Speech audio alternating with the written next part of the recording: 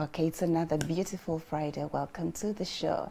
Nze Farida nakazwa babuzako olwokutaano luno mukyebale gye mutandika kalabye olwaleero. The weather outside is very beautiful.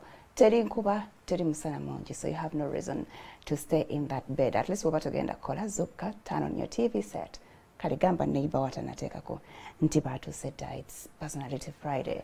We look at our people betumanyi ne tulowooza nti tubamanyi naye nga betubamanyiiko oboolyawo tubiwulira mu balala mu ngambo, and we bring them here to tell us about them, how they made it and how they got to where they are. We have another personality today.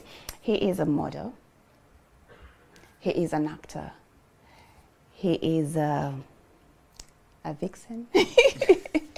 I don't know, but wabomanyi yazanya nafe mukozi munafe wano. By the way, he's acted in The Hostel, he's acted in Second Chance, yaliko mu balikowa that katala wasite abalaba Spark TV muteka kubanga mwamulabako.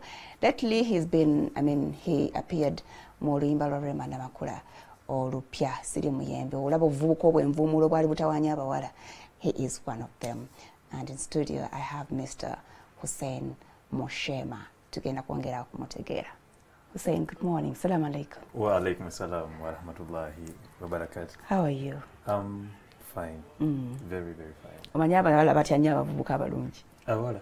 Ate batyako ki? Muba bazibu nnyo.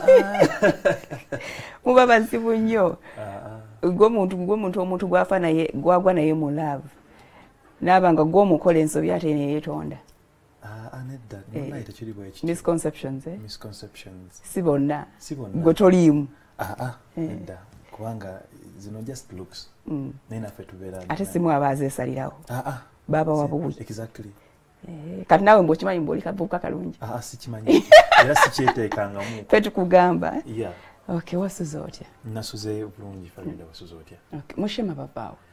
Munaye. Omanyi siriwulirangako. Eryo erinnya nange natandika olikolako research nembuuza muzeeyi wange. Naye teririmu muno mu Uganda. Naye mwenyenyini tamanyi. Yaŋŋamba baalizibu bulamu bubbuzi. Ye Moshema naye. Jjajja wange. Okay. Sajja basibuka Zaire eyo. Oli mukongoli. Simanyi naye si nnyo. Sijjagamba nti kubanga simanyi. Okay. Kuga tomanyi busibuko, nsibuko. Simanyi nsibuko yange naye nga of course stories oba oluganda ne bajjajjaabo muzeeyi obabuuzaako nakugamba twasibuka Zaire. Tusenga. Okay. Kale tukwaniriza nnyo. Nange banaye. Wakulira ereeyo. Oba togendanga naye. Nyi tulina abaana bangi nga tebamanyi nsi. I've never been there, but though of course I would like to go there and see how what's the culture. Nekonda be culture yawe eri etya. Abasajja beyo batera okubeera nga si bawanvu nnyo. Ate nga baba beeyerusa. It's like their culture. Baganya okukozesa ebizigozigo sajja bampimpi. Era omutunulira omulabira ddala nga mukongo pale zibeera eno. Kati awo kitegeeza toli mukongo. Siri. Musaayi gweyo tegwanoga. Tegwanoga. Tegwanoga ng'otukkiriza. Okay, kati mukukula wakulira eno Uganda. You're purely Ugandan. Purely Ugandan. Purely. Bali bakwesibako bwesibi. Bali baneesibako bwesibi. Wakulira Kampala. Ye nnyabo naye ndi muzaale wa Jjinja. Nze nzaalira nange olina nnyingi. Nedda banzaala Jjinja. Okay. Era gye wakulira n'olumba Kampala. Nemala nenumba Kampala.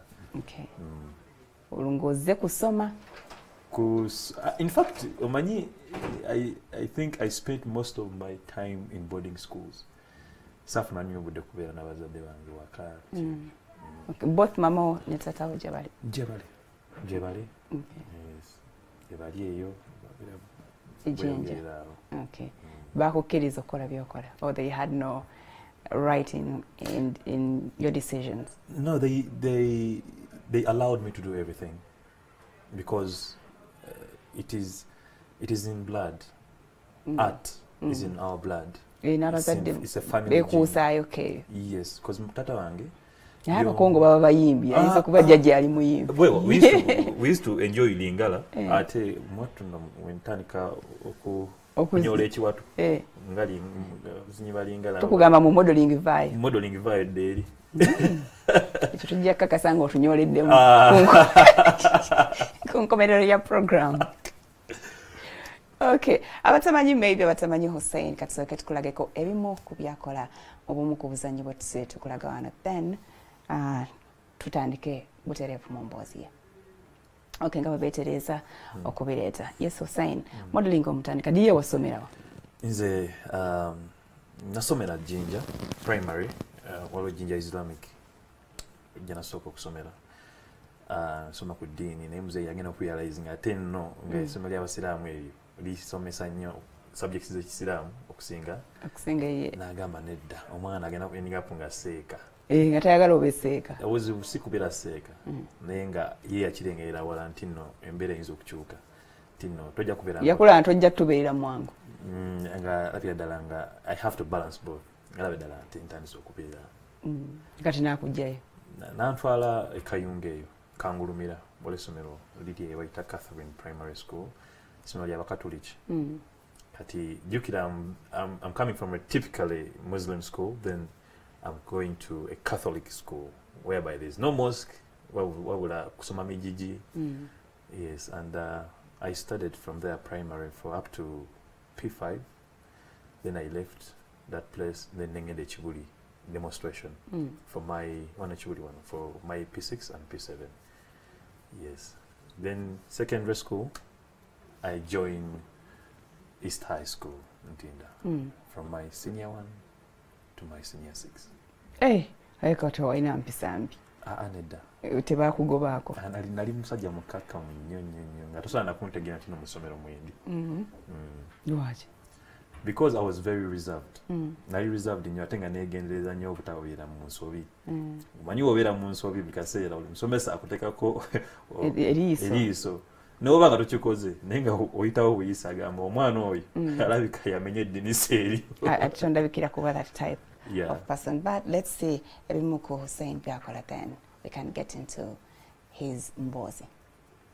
So I bought the tickets to travel around the islands for our honeymoon. We're not going anywhere, Andrew. We're staying right here. What do you mean? What do you mean we're not going anywhere? Just as you heard, Andrew, we're not leaving this country. We're going to spend a few weeks at Peter's vacation home. This is our honeymoon. It's not a getaway, a weekend getaway. But I don't want to go too far. I just want to spend a few days maybe at the beach house, and that's all. Our beach house. And it's not Peter's beach What? house. Yes, it is our house. The old man is dead. You understand? Well, I'd also like to take 2 servants. 2 servants. Which ones? Maybe Vicky and someone else. I don't know. We'll see. Anything else? I don't want to see you. Don't look for me. At least until the wedding. I want to enjoy my last few days of solitude. As you wish. Mr. Masa, are you leaving? Okay, yes, that is partly what Hussein does. Azanya katemba takomoko ayolesa n'emisono nga bwajja okutugamba waliwo ngambye nga nzija kumpe walabye erinnya lyo nangamba oyo gayi waawa nemugamba siri sure omanyi erinnya lyo kyeritegeeza erya Moshema Ndimanyi nga eyewaffe mu West ava mu West. Yes. Nemuga alitegeeza ki akingamba nentya nnyo nega what were they thinking? What were they thinking? Well, we come from different regions and a lot of things mean differently. In fact, even in school, nafuna nnyo obuzibu nti no abaana abali abanyankole. Tebakuyita ono musiru wa wanaluwa? Bali bantya because nali soogera nnyo, so it's very hard to predict someone what they're going to do nga tebogera nnyo, so nga bantya. Bageyezeeyo I had the status in school, the presence. I'm height. No, I had the presence of, you know, omuntu nga tumalaga mumanyira. Yes. Waliwo matira. Busikwe matira. Mujanjawulo kwe matira no very reserved. Kati nge soogera yogera nnyo. So it is very hard to know what I will do to you when you mention something like that. Nenga, of course, I was really friendly and stuff. Amba byogeranga because they were really my friends. But I figured out like, hey, it's my name. find a way to deal with it, but it means something different. Okay, eri Jova. Means something different. Okay, so kati wamala okusoma Essex, did you push to uni? Yes, I went to Makerere University. Nali njagala kukola bachelor's in fine art. Olongo maze okulaba gyogwa. Nali nkuba ebifaananyi bulungi. I was a very great artist and I was one of the best students in my school, both in A level and O level. Okusiiga ekifaananyi. Na distinction ne A plus in A level. Naye it turns out points zange tezansoboseza kubeera nga nfuna gundi eyo. Toga wafuba nnyo ku art ebirala no. Not really, I balanced. Naye omwaka gwaffe abaana baayita nnyo ate for us we are doing 25 points nafuna 16 points.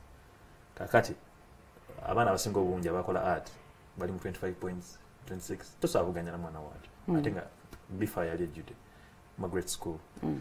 Ne bampa course endala which is Records and Archives Management. Nenkola eyo for 3 years envayo. Yeah. Kati awo nango otandise okulaba where you belong. Yes. I started because I started modeling when I was at campus. I entered into an ushering company. Yali ekola both ushering ne modeling at the same time.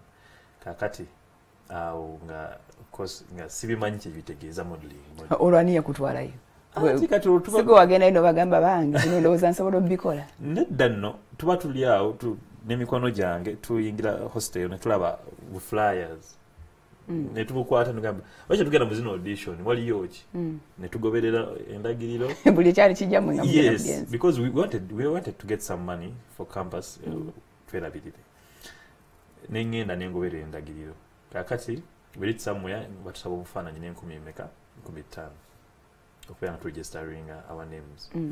Ne batasuza n'emitwalo gyali esatu ndowooza. Olw'engeri gyaki tetumanyi nenga twagala kubeera interviews munoonya ssente mugaba ssente.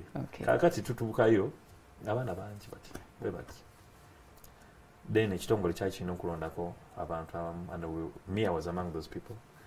Ne balondako kandi batandika tufunira emirimu by the way. Ate bano bewagenda nabo bano abamu they didn't succeed because for them it was just fun because some of them are really like my friend the family was well off teetaaga nnyo kubeera nga kikola just to give me company and the other in fact it was like me and my other friend called Bright naye yayitamu yayitamu naye netugenda natandika ushering nga ngule ya simba batuyita netugenda tufa batambuza sodo yo mu bantu ebintu ebityo mu hotel ago mumutuuza tutuuza abantu twambala masuti ku miryango olwesuti bebazibawa gwera nayo gwono gyenoonyeza bagamba twagala suti ya black kati gwe kiri eri gwe kugyenoonyeza. Yes, mugenda ne mwewolaawo funa munanya mpaye empale oyina empale ya black enajja kumakinga nene coat. Yes, awo nooyitawo exactly mwattu nno ushering tuteramu manya nnyo mu bawala. Nembalenzi yalingayo because ate ffe ntino ebifo bye twali tu usheringamu byalifo bya bbeeyi ntino they needed very good looking people guys. Ate sometimes abakyala babeera bagonvu nnyo ku basajja okusinga bakyala bannaabwe. Yes, so kati mwenemu usheringa abakyala ne usheringa abasajja. Not really, but they just made a mixture. So tomanya ngogena kusavinga. Yeah. Okay, you enjoyed it. Ndoze bisere biwali okola just kinyumo nga baba wakasente. Yes, because okufuna na part for name to a night. Yes. Mwali mukola nnyo. Yes, because we used to get and to me ko campus isende ziba nyingi mutwalo musanvu. Wala byadala nkola nakasente. Ekiro kimu. Yes, ekiro kimu. Nenga obuddeyo musanvu meka 12. Ezokubacha. Yes. Obeza kaongeza. Ezokubacha ngokoyi. Nga wasuzeyo the whole night. Yes, because yes, because you have to stay there till the boss says mugende. Ate temunywa, temutera kunywa. No, atenze sinywa ate. As in nebyo kulya byo. Yes, no, you're not supposed to drink when you're at work. Because ojatamira to manchi jakudda. Ngamba ne waba juice or fresh. Muba mwina kusoka kulaba everybody has eaten. Yes, exactly. Nenga of course twebiriza ne tugenda kwa ewa. You can't stand that whole time. And we used to stand the whole time. So ogenda okudda wakanga n'omugongo gukuluma. Omusanvu gongo gukoleredde. N'enkyango oddayo. No, it wasn't an everyday thing because in a week nga tufuna gigs nga 3. Ate nga kinkolera. Nga wetunoonya emirimu emirala because emirimu gino egya office biki nga abantu bagala okukozesa just bajja kugamba nti no nja kuwa buwemmere. Down to training. So kukala kate emyaka gyo 5 mu training eyo ompulirire. Awo ng'omaliriza yo niyo banga tonala. Ate ku university kati I went and started working with the Cancer Institute. An organization called Hospice Africa Uganda. Nefunayo omulimu nga nali volunteering. Kati nga hospice bakola palliative care. Nenga na receptionist. Bantu za reception because engene nali njogeramu ku receiving amasimu ndi mukakamu ngamba ona jja tukolera nga receptionist. Ate to me it was olongeri obudde mu ushering. Kati nga byonna mbikola lumu. Kati okusoma ng'osoma ddi? Okusoma nsoma lweggulo. Jukiranga ne ushering mwamukolanga lwaggulo. Yes. Kakati because tegede lwaki wagwa. Sagwa. No, like because I used to balance it. Mwenda banga programs zikola ideas nga mugamba kama wange sijasobola kola leero. Yes, because at Ediko hospice it was a must to work. Ate nga bakuwa sense. Not really. Doing a career because I was volunteering. From morning paka sawa nga mwenda. Nengena ku campus nensoma from sawa 10 from sawa 10 paka sawa nga 2 ezekiro. Yes. Go again no basaba volunteering. Yes. Because wamanya nti wesikole kino. Yes, I needed to know what I'm studying. Yeah, and I needed an organization. Because wali mu archives. Because archives management. Ne bantwala mu clinical department okwera nga dealing ne charts z'abalwadde. Okuyingiza data bamira makerenda ki onanize makerenda ki akomawo ddi okumira makerenda obaki bamwode morphine yenkana ki maudi bani abafudde abakoze ki nga data eyo yena tunomeza mu database nokola data statistics zabo. Okay, nenga gwe wali osomanga muri oliro osomera ki oba wali yagala degree yo? I wasn't sure, but I had to make my parents happy at the end of the day because they wanted a degree. Yes, and this because I was modeling as well. Nali in terms of modeling. Kati kwasaganya ebintu byo. Eksokoleke modeling ono kumuyingira. Basoka kutendeka. Oba it flew naturally. Laga Hussein ogenda ku stage. Yes, well. Abo benyini aba ushering era be ba modeling. Baiti bamanyi ku training. Kakati nze kwekaza bwekaza. Nobeera nga obera mu bantu abamanyi okusinga. Nawe na government nno. Nali musirifu. So nga kizibu nnyo okutegeera nti no simanyi kintu. Kati nga nze soka ne basoma mwena abali around me. Netega kike munsingako and I would copy ne wobeera ng'otambula. Netega nti no model like akibaddemu for a long time. Kutunja kutunzo eti ne koperawo. So nenchi improving at and then. So when you meet me for the first time, obitegeera. Even the sitting posture. Those things matter. Kati nze netulira bwenti sifai. Nengwa ku bantu sajja bati bakola biki. Oloba modo ki abaliwo abasajja mu biseera? Nasanga abavubuka balimu Bakithi, balimu Bazida, Frederick, balimu n'abalala bangi. Naye tebali bangi nnyo ebiseera ebyo because modeling for the guys was seen as something kiri awo. Omusajja okumodelinga ebintu by'abakazi. That's how people unamantino no ni model. So oleba kufuka mukazi ki. That's what mind yali mu bantu. Kakati nze ntandika okumodelinga nga net training anze kangenda ku YouTube ndaba ebintu bibakola, how they train, how models are supposed to work, how they are supposed to behave, how they are supposed to do things, and I figured out that my face, I think, was worth something. In that line. In that line. Yes, so chantwalira bango okusinkinga in that I'm a model. But before you know it, I was doing shows already. I was being booked for shows by designers. And of course, meeting other people as well. Back training. Meeting omwami bali on Joram Muzira. Aina agency. Yes, Joram Model Management. Now meeting amu bili 13. Yes, that was my very first show. Bali bajita Men's Fashion Explosion. The current Asfas. Oh. Yes. Brands. Brands. Ne bang casting. In fact, basikwa ne bango wano Kongo. Vao. Nibeta moto bitegera vao. Wagenda osatuka bisatu. Ne balondamu abagenda okutambula sheeyo. Kakati bebali bagobye twalinga 10. Amanyi ne gakugwa. Nogamba. Nakakati mujira mulinda ko tulala. Bemba denkebera. Over that is before you went to YouTube to master some of these. It was things. before. Okay. Kakati because even presentation, the way you wear, the way you go for such auditions for modeling, they really matter a lot. Bina protocols. Ati zenzija mu bijini byange n'ebisat. Yaga gwe one. Vawan. Ati wandigendedde mu kibiteeteeyi.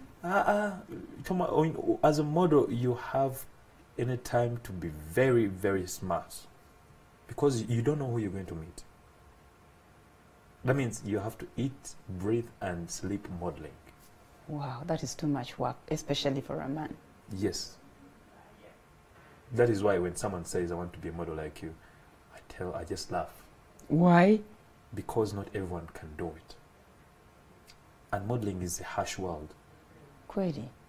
Because it's either you are tall, you have the it factor, or you're not anything.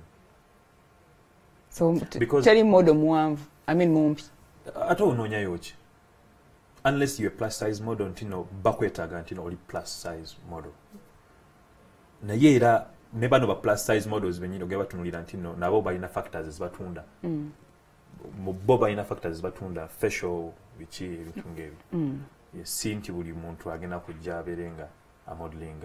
It's not like acting whereby no mumpi, no mudugavu, no anakola kya. Kasoja mu character. Omulungi.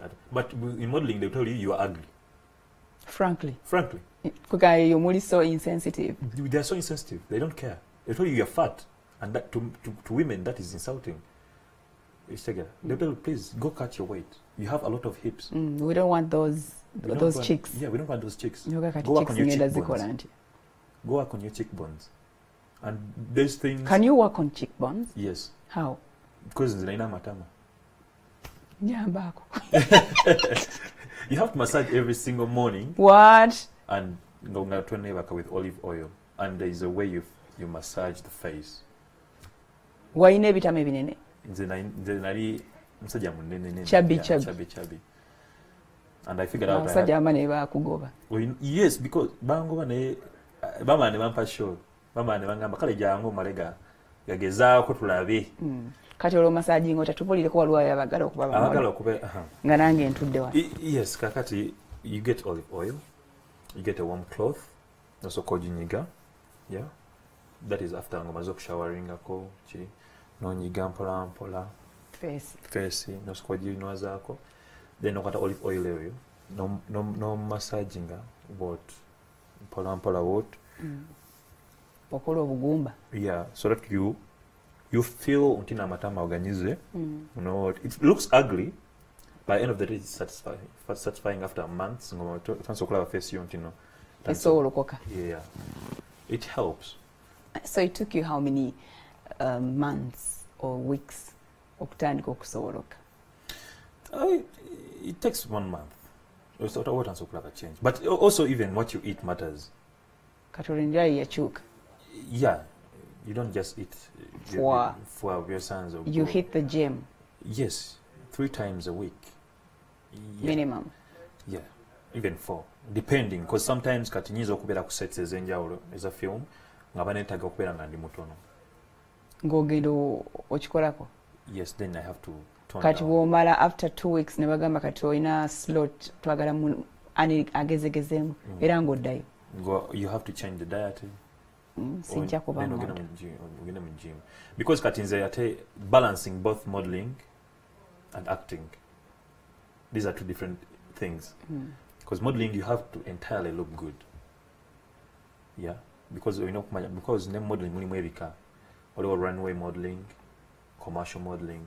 Olwo abantu abamu nga bwe nakutumye Friday n'engamba ntino ono nga yakoze akalango kasamu nakakola nkulaba jona estegera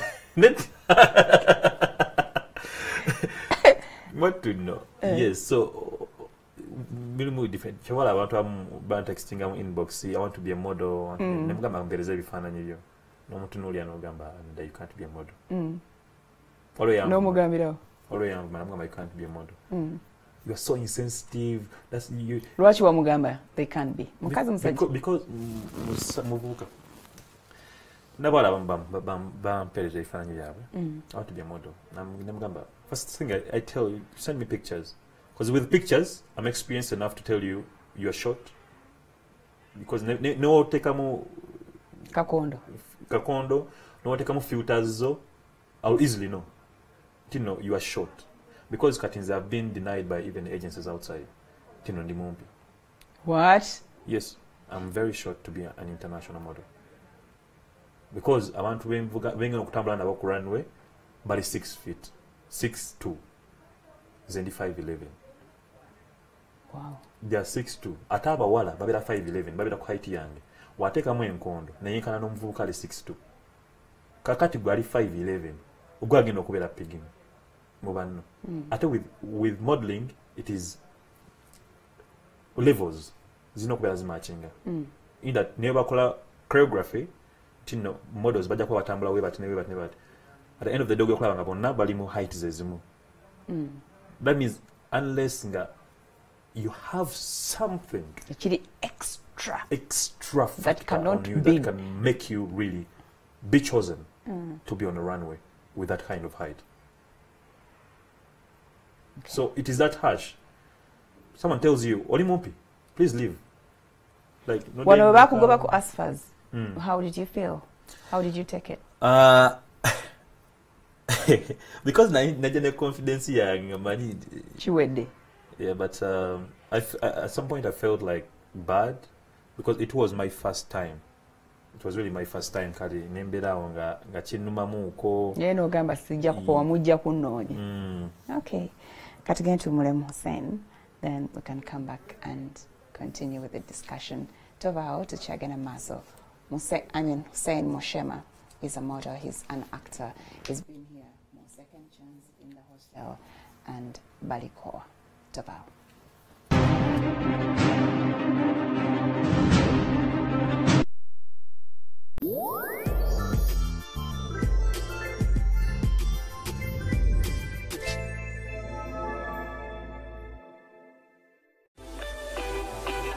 Ekiriko kati ku Spark.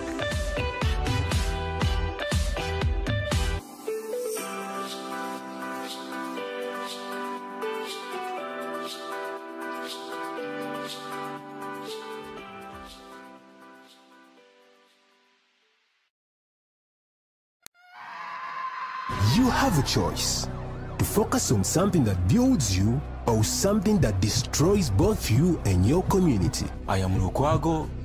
I have made a bold choice to be clear. I choose sports, not violence. Better clear. Choose to stand against violence today. This message is brought to you by International Organization for Migration, Uganda Police Force, in partnership with AFCAD, Act Together, YARID, KCCA, and funded by the European Union. Nisa Hair Removal akulongosa bulungi nga takocheza takuletedde bulumi wadde ebisuko alimu aloe vera awonya omubiri gwo okuddugalirira olwo n'owulira bulungi. Nisa Hair Removal akuwonya okukozesa akamweno buli kiseera ate ng'akola ku buli kika kya mubiri.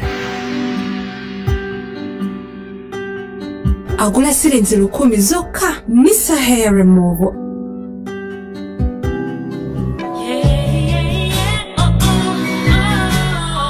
Nisa Hair Removal Cream asangibwa mu maduuka gonna mu ggwanga.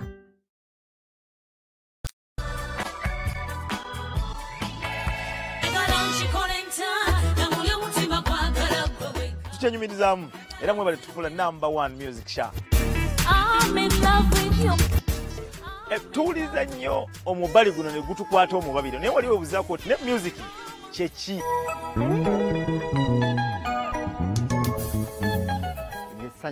something to eat. In fact, bwalibadde bulamu bwakubiri ku muntu. Ekintu ekimu kuyimba. Well, I will not judge, but what I know, kulwana nnyo na kuteeka mu kubwagulu okusigala ng'oli relevant mu music wa Uganda. Beef takyali beneficial mu Uganda. Wana Uganda wosanga omuyimbi yakayimba ennyimba 2 ng'avuma kamiliyoni. Nze nkimanya mpalana. Music olina okuteekamu ennyo. Naye nze nkitwala nti birimu n'omukisa. Buli kibi bakiteeka ku mulimu gwaffe, so si kyangu. The good news is wano ku Koona ne Spark TV we wali essuubi. Si kyangu okumatiza omukyala naye Koona. You don't want to miss this show. Sigivaako mbeerako. Koona yanfuukira ekizibu. Etuyina mu 5 nawe togivaako. Toyinza kugisibwa kubanga ekubuulira ebituufu. Awo nno wensinziira okusaba ng'omulabi waffe omulungi ow'olulango omuyimbi mu Nakatemba okwakumiranga ku Koona.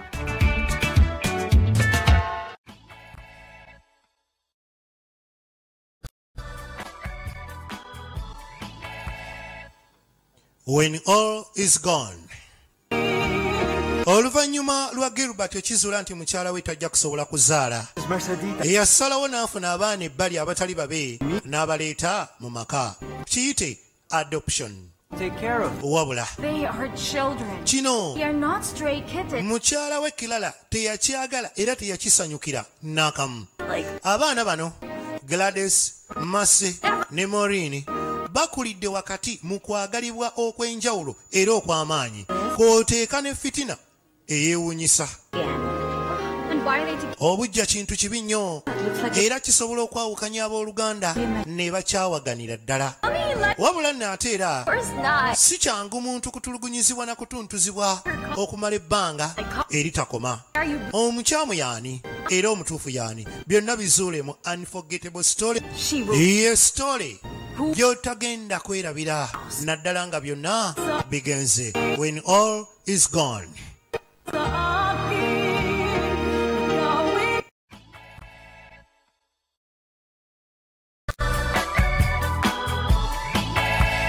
Omulabi waffe omulungi, oli mwami oba oli mukyala? Oli mukwano oba osuubira okugubeeramu? Ye abaffe gw'omwami ali mu mukwano omanyi by'oteekeddwa okukola? Ye ate ggwe omukyala omanyi omukyala aggumidde bw'abeera? Kati nno tusiba pulogulaamu yaffe essanyu ly'amaka buli lwa Sande essaawa 4:30 na buli lwakubiri ku ssaawa 5:30 ez'ekiro, nga tukuvuunulira obuwonvu n'obukko ku nsonga z'omukwano. Nange Kojja Kitonsa awamu ne Ssenga Namatovu tosubwa.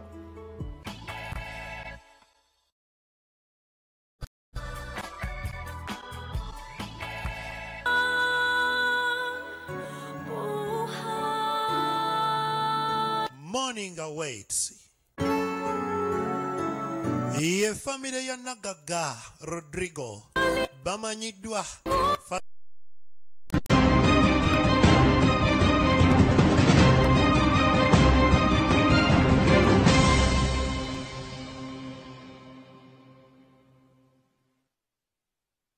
So can you tell me what you're doing out in the forest this late? What makes you think I was there? Oh, so you want to deny that you're with Tony? What is wrong with you? What did you come to this house for? To spy on me? Oh, no. You have no shame. Everyone knows what you're doing in this house. I wonder, you get upset because of Walter getting rid of your stupid boyfriend's family? And you get so upset.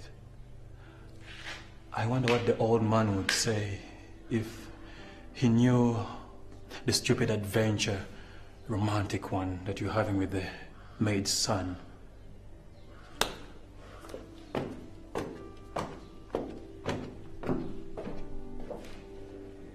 Yes, mwana yakuchapa oluyinange.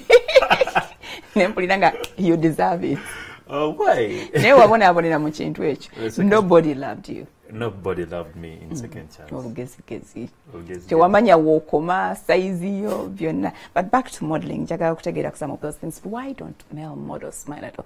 Even the females, by the way, don't smile. Abana bali professional. Lwaki baba gana smiling? Runway. Unless it's a theme, designer yagala mubere nga muli basanyufu. Basically, it is a business. of selling a cloth without talking. Olina okutambula no making sure nti n'olugoye olutunda. Naye ate ebintu bye mutunda bibi. Nze engoye zibeera ku runways ansobera. Season na. Most of them. Naddala ez'abazungu eyo. Nvundu. They're not things you can wear on every day. I mean, a day, eryawe erinomo. Oba mwena mutemutajetinga ffe bakataala. Nedda. Kati abazungu bo balina seasons. Spring, summer, winter, you know, balina fashion shows ezo. Kakati bo, they set a trend. Kati designer will design ajja ne trend ye, ne trademark ye. Kati ezimu zoolaba kirabika ziba tours. Tours is, you know, is really artistically designed, like, you know, gusatu gunene, guyo bichi, or something, you know, those are couture. Basically, they show creativity of a designer. Neatenga, not necessarily kujambala, but it is a representation of art. Okay. In clothing. Don't smile. Yeah. Especially the men. Yeah, because intensity is sexy. Wow. Intensity in eyes, looks, is sexy. It is very hard to tell someone is sexy by laughing. And as a man, as a male model, you're supposed to sell that. Era n'omusajja yeesesasesa tanyuma. Bintu byaffe bya kikyala. Era nze kintwalidde ebbanga okubeera nga ntandika okusekaseka n'abantu. Because I never used to just open my mouth. My teeth for acting yekikuleese. Exactly. Because now you have to be diverse. You have to laugh in certain scenes. You have to do what? You have to open up the chakras. You have to be really open. Naye engeri gy'osiba face ng'abantu abamu pataddeko smile balaba oluvubuka olugogofu olujja. Gwe n'osiba face what? You don't look at the audience, the people in the audience. You focus. N'ogamba sigenda kutunira muntu yenna ayinza okunzesa. Yes, because baba bawogana n'abamu. Some of you, I was walking one time on runway and a lady pulled me. Yakutuka kati? Because runway tezibera raised nyezimu. Izimu zibera platforms ziba umusimansi so that abantu babasobola okulaba bulungi nnyo okwetegereza olugoye. Omukyala n'ansika, I almost fell on runway. Then nenvaayo wenti. Era nga toseseeko? Yeah, I didn't. Because it is not even funny. If I trip there, it makes news everywhere. Have you ever tripped? I have. There is a time I almost did because runway, omwala yagenda na akakondo ne kayingira mu nali mugoberera emabega akakondo ne kagenda ne kayingira mu lubaawo kakati ne mutomere emabega nalina omuyamba kati okusituka bajjemu akakondo. I almost broke her leg. So ne muyambako ne tumalayo runway ne tukyuka ne tugenda because that intensity like ogambye nti no okutambula nga oli focused because bajja kukuba ekifaananyi ng'oli bwoti oba ng'oli bwoti they will be like this is not a professional model. Wakyamagaamaga otunula eri ku extreme end because of the that's building. where the photographers are and that is the picture that is going to sell you in the next audition or casting as a model. Si bano abadde bawogana the next photo that you want that photo to sell you for the next show. Okay. So biki byoyiseemu ng'ogyeko ku massaging ebitama biveeko gymming biki ebirala byokoze to perfect your art? Well, gymming and dieting, those two things. Ffe gye tulira ekikomando ne mucomo waffe obirya? Mbirya nange, but also olina okumanya omubiri gwo. Olina okuteekayo omutima okumanya omubiri gwo. Abamu emibiri gyaffe gi-accumulatinga nnyo fat in the shortest period of time. Tino oli osanga nti ate abamu stress ezimu zibageza stress zibakoza. Olina okumanya ebintu byonna. Otherwise you end up like nga olaba ogejja tomanyi lwaki notongogamba tino sirya naye nga lwaki ngejja. Olina okumanya ebintu ebyo byonna. So olina okumanya kikukolera. Kati nze do you have to go to a doctor for that? I don't think so. Because you can easily tell those international models, actresses, babeera physician way nga they consult about everything. Because they have what to eat. Mu bipimo ki. Because internationally, as a model, you are an asset to the agency. That means agency ejja kuteekamu sente jakutekamu abasawo, jakutekamu ba trainers, so that ne wane waffe ndowooza tebiriwo because twali sente zijjawo zigenda ku supporting a modeling wo gwe ng'omuntu okola sente mmeka agent okutwala mu gym okusasulira gym enamba akukolako sente mmeka because agency erina okuba nga ekukolako sente gwe ng'omuntu. That means bajja kukulabirira kutandika ku njala ku kazigo ku gym buli kimu make sure that you are perfectly fit for the next, because bajja kuyita katola ibulaya bajja kuyita casting baweze agencies nga 30 agencies messages basindike ba model baabwe mujja kwesanga ku casting amulinga ba model 10 bagala ka bantu aba batano. So do you have that it factor to compete with all those models okubukingira agency yomulimu? If you cannot do that, you'll be there for 2 months bakudeporting you're not business, because for them it is business. Unlike here where people think it is fancy and it's just there. So when I tell you cannot model, that's what I base on. Because I'm not basing on seeing you model here. Can I push you far away from Uganda? If you cannot do business from Uganda okole ebirala. Because when you industry tenakula era bwe oyagala okusucceedinga you cater for everything. Yes, oyina kweteka musente. Exactly. Oyina kweteka musente, oyina kwetwala mu gym, oyina okulya obulungi, oyina okulabika obulungi. So that when the show comes, you can easily do it. Nekati if we are past that. Mukolamje. And that's kati this I don't just work on every show. Of course, what shows now is in Malawi. What we are they don't even have to pay them. Chinyumo. Auntie, you see, we're not many reason actually muchintu. Are you there to waste time? I don't do things to waste time. That is me. That is why I struggled so hard until I divert into fashion production. Not again until I will not make it international. When it comes to modeling. Or height. Or height. Because agencies, South Africa, if you come in Joburg, ogena kubeera nga okola just commercials, which is okay, but obeera competing ne models bangi abavubuka abalungi gye bali bangi kwakakola nga yo ebeera ekozesa abantu abali half caste mainly for their adverts olaba ebipande biki, so nabo baba ne trends ezo ogamba kansigale wala. Also wasting time, because I fear wasting time. I don't want to waste time. Nyenderi mali emyaka 5 basina kyenkoze nsigala wano ne concentrating ku kintu kye nsobola okukola nzijjamu omulamwa. Okay, then this can lead you to something else. Future modeling yo girabawo wano. The thing is, you can grow bigger because Kampala, Uganda is small. You can be big here easily, but can you compete with other models around the world? Can you? That is the question every model should ask. Because here in Kampala, you can make a name as a model, but outside Kampala, do people know you? Outside Uganda, do people know you? And how much money do you put on your account to be called a model? Because sometimes it's discomforting. People know you as a model. Tochifunamo. Chokitekamu kingi. Okulabika obulungi. Exactly. So you know, on the side business supporting that. I reached one moment and I quit. I told my friends, Benatandika, I'm not going to do this again. I'm done. I'm completely done. Because it was frustrating.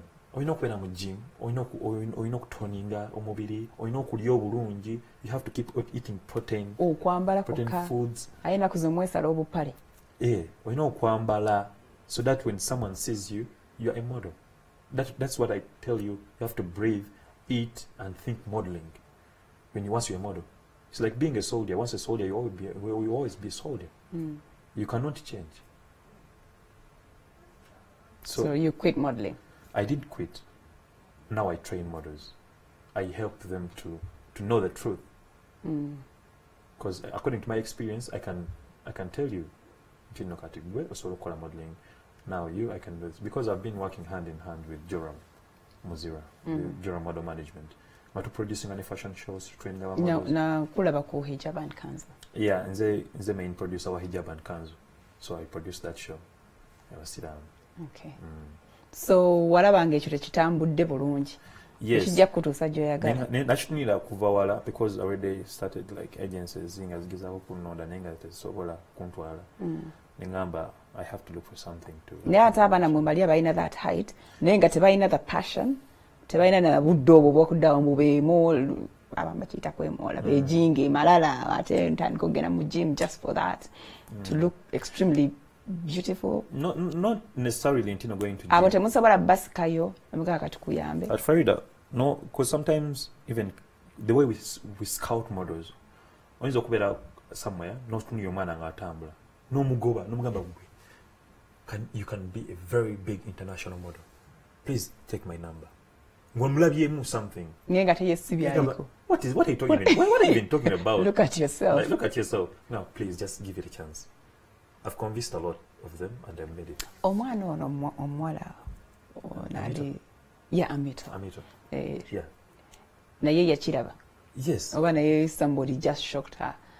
Amito, I don't. Namuwa that confidence. Amito was close with Joram, and for them they really worked so hard because they were so come. They really worked so hard. Batambulanga basilivia worry shows as so kanga wizo.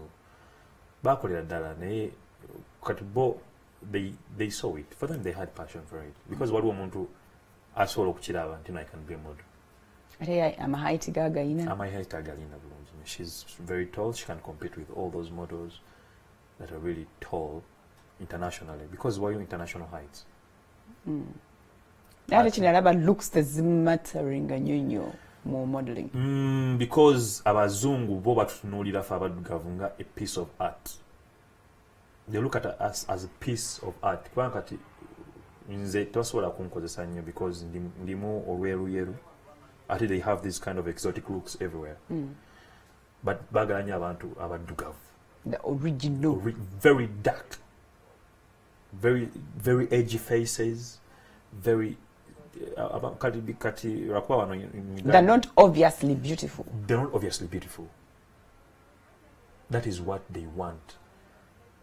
Era wegendereza nti runway singers belaka abaana abaddugavu abalenzi babaddugavu ba half castes babeeramu batono. Okay, so walaba eyo nga kikijja kukola noga kati Kanumbe eno. Yes, nengamba Kanumbe acting. Olwo ngomaze okusoma. Obeera wa acting nga ndi ku campus both. Nga ndi ku campus. Yes, I was called. Nga nkyali mu kitongole olwo ekya hospice. Omusajja Omufaransa bamuta Jim Bennett azanya mizanyo gya Shakespeare e Bufaransa. N'aleeta omuzanyo gwa Shakespeare, The Tragedy of Macbeth. Kati nze nali ku reception nangamba okola wano. Yali azze ku hospice? Yes, musajja abamu kubakulu ba hospice. Yeah. Nangamba okola wano, nangamba nze kola. Okay. Waliwo director gwe yali aleese nabampa part ya Malcolm. Sizanyangako. The best I would do was to dance in school, MDD, BT. I was very active there.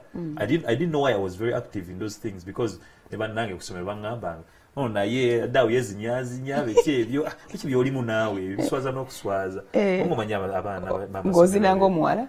Yes, and one time there's one time when our drama group musomero bajama mwala because ya inokwera mu house indala namunjamga tomorrow we perform 2 days to the performance. Trainer nangamba yambala skirt. Na yangamba ugata ngozina amazina getwa tuzana n'abawala gozi nyine mbawala. So to feeling up gap so ku maintaining number ngiri balance. Ngamba ndida so akuzinanga muwala. Nangamba sirika. So akwambala skirt. Naje iki sapatu watu atu bisawe sapatu. Nanga kali no problem. Atete waina birevu biseere. I didn't have beards. I didn't have muscles, I didn't have beards. So I looked like a typical girl. Kati nenda mu mpale. Nangamba kwat napeza ka skirt neka boob tube. Sagenda ku stage nga nyamba de skirt. Eggwato nga liri bweru. Yes, ikundi liri bweru. Asomesa basika. It was embarrassing. Performing bulungi. I performed very well. because we are now ebintu byonna mbikola nga simanyi nti nno nina ekitone kino. I very much in school mbeeramu ensonyi ebiki naye ate nga sibirabe obuwala bundaba yes kati nkuddayo eno kuona omusajja okumpa script eyo ya Shakespeare. It was because it was my first time acting and the Shakespeare language is very hard. The script is really hard. Kwata ebigambo ebyo oyogera ekigambo nga tomanyi kyekitegeeza. But we trained for months and months and we did this play. Bajiran? The Tragedy of Macbeth. The Tragedy of Macbeth. Omuzanyo gwo batwagukola kuraisinga sente z'abalwadde ba cancer. Mwagutambuzaawo mwaguzanyirawo? Twaguzanyira bazungu abali mu kitongole ekya hospice. Eri? Oba wano. Okay. Mwalimu ne baani abalala? Bangi. Bali abaana bangi. One of the actors, first group of actors I met from out abajja ne betwegattako mu kitongole. Abasinga bava eri? Bajja. Ugandans temwalimu? There were Ugandans as well. Okay. Batwegattako. Kyakutambulira kitya? It was amazing. It was one of the best experiences I've ever had because nali nakatandika ate bo ngawe nagambye nti omuntu ali artistic ya akulabamu ekintu gwe before you know that I have this quality in me. Gamba no asobola okubeera something. Let me push this person. No akulabyemu omulamwa. Because also a lot of things matter when you're pushing someone. Discipline, commitment, a lot of things matter. Okay. Kati bwavaawo ne batandika okuscoutinga. Kati ono bampumuza ku gundi ku hospice. Nga bala batokyatereera. Nga sikyatereera ndi mu mode. Reception ogireka empty. Abo bali banzijeewo already reception nga ndi mu data gundi. Funding yawe nayo nekenderamuko katono ne basalako ku bakozi. For volunteers abamu ne batusalako okwo. I concentrated on my studies and then I started doing my modeling. At one time when I was there, they were auditions. When you were where? In hostel. Oh. You do hostel now. I'm not used to being in hostel seated. So someone texts me. I'm auditions. I'm going to hostel. Bagena kola hostel endala. Genda yoke ruzira. Olabe. That's where the production company was first track. Ntuka yonga ba legends bali eri. Another Fun Factory. Veronica. These people, I used to watch them on TV. And I used to be like, Nalimbe Gomba, one can see me. Richard Twanje, Simon Beskalema, Ngambe Gomba nyo. But I had never envisioned myself until a actor by then. Because even when I call a Shakespeare play, I still did it because it was a cancer project to raise money for the cancer patients. Yeah, so ntuka wali auditions abantu nga bangi n'emitu yakwekaza n'enyingira. Yes, but writer ne bagamba kwata script hiyo geno kwata ebigambo naye we bankwasa script eyo ku bigambo binali nkute bya Shakespeare byo nabikwatira eddakiika egi emu nga katutandike bampa Veronica Namando oyo ate yine eddalu mulalu nnyo abakuba line nga teri mu script ate nze namanyira script. Yes, because they were experienced and it was my first time. Kakati na nkuba line mutuli mu auditions but judges waliwe bati but my performance here. The first time I went back home and I was like, because they will be me.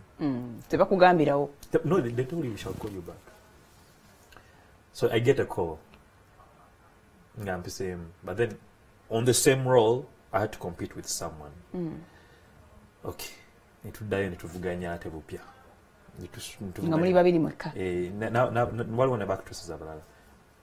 For that particular role, mwali babiri. Nani?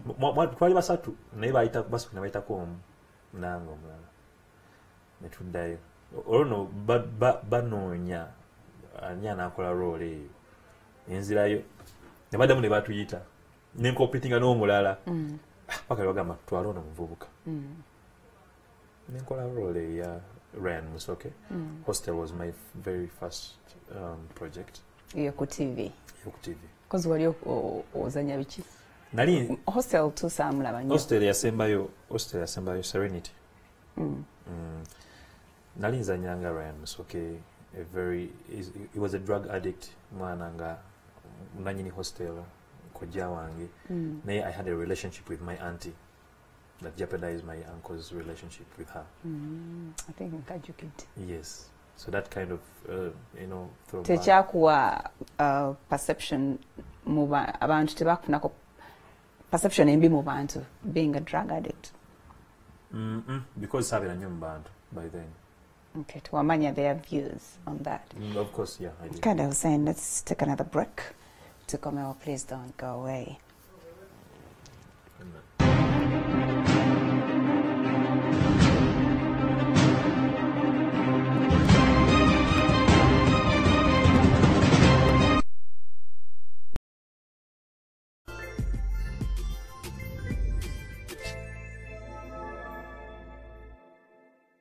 Na Habo mouthwash endwadde z'amannyo zansumbuwanga nnyo mu biseera ebyo naye okuva omusawo mu kugula eyandagirira eddagala ly'amannyo erya Nana Habo mouthwash kati amannyo gange kalaso aliretaaze lisange mu supermarket ne famasi zonna.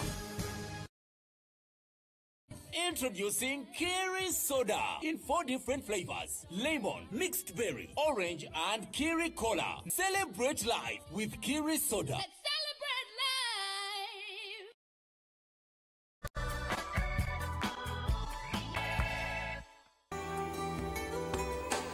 Heaven with you. Okuva buto. We're on board an airplane. Ng'omwana omuwala ono Maaji bambi ebirooto bye biri waggulu nnyo mu bwengula. Your cry, Monito. Naye move an inch from here. Daba ekikangabwa bwe kijja kigwawo. Kino nno kyasiraanya era ne kikyusa nnyo obulamu bwe. Well, don't get this face, because I will get you fired. Newankubadde ebyo byonna byaliwo ebityo yasigala alemerako ng'agamba nteekeddwa okutuukiriza ebigendererwa byange okuva obuto. Olugendo nno luno lujjudde enkonge n'amayinja. Abatamwagaliza be basinga obungi, abamwagaliza tebalabika. Tukuleetedde olugendo olw'obulamu lwewuunyisa, luyigiriza ng'ate lunyuma. Heaven with you ku Spark TV lindirira.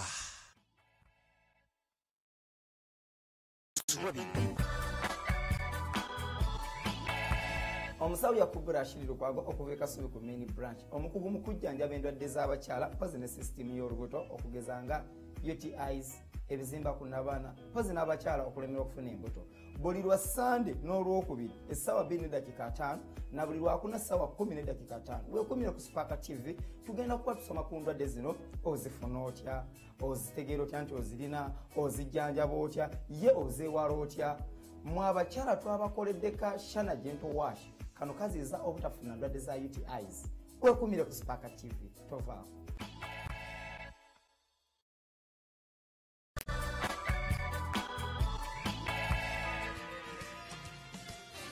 Ku Spark TV nate tosubwa deceptions.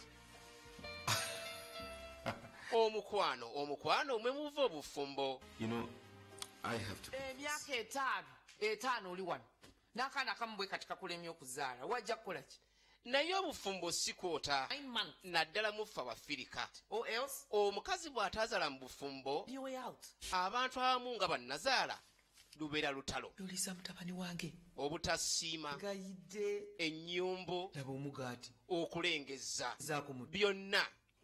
But please, nyamba toyomba naye. So nno ab'emikwano balijja okuyambako mu bufumbo. Nazaala oba akajanja. Nze omukazi bwantama. N'olwekyo bannazaala mwegendereze nammwe mujjanga munywedde zi boarding.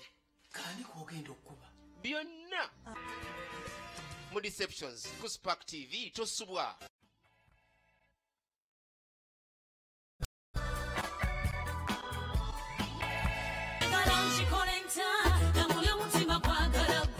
Kitenyumirizaamu era mwebale tukufula #1 music show. Tuuliza nnyo omubali guno ne gutukwata omubabiro naye waliwo obuzaako oti ne music kyeki yesanyu something to eat. In fact, bwalibadde bulamu bwakubiri ku muntu. Ekintu ekimu kuyimba. Well, I will not judge, but what I know, kulwana nnyo na kuteeka mu kubwagulu okusigala ng'oli relevant mu music wa Uganda. Beef takyali beneficial mu Uganda. Wana Uganda wosanga omuyimbi yakayimba ennyimba bbiri ng'avuma kamiliyoni. Nze nkimanya mpalana. Music olina okuteekamu ennyo. Naye nze nkitwala nti birimu n'omukisa. Buli kibi bakiteeka ku mulimu gwaffe so si kyangu. The good news is wano ku Kona ne Spark TV we wali essuubi. Si kyangu okumatiza omukyala naye Kona. You don't want to miss this show. Zese givaako mbeerako. Kona yanfuukira ekizibu. Etuyina mu 5 nawe togivaako. Toyinza kugisubwa kubanga ekubuulira ebituufu. Awo nno wensinziira okusaba ng'omulabi waffe omulungi ow'olulango.